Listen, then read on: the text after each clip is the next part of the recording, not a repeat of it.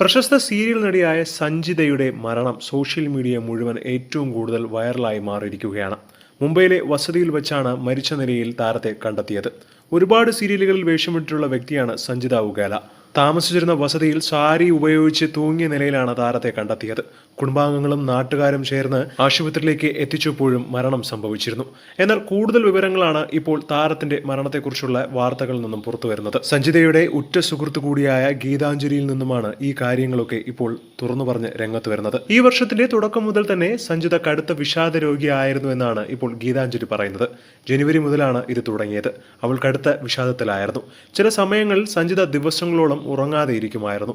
തുടർച്ചയായി 5 ദിവസത്തോളം ഉറങ്ങാതെ അവൾ കഴിഞ്ഞിട്ടുമുണ്ട്. യഥാർത്ഥത്തിൽ എന്താണ് ഇതിന് കാരണമെന്നറിയില്ല.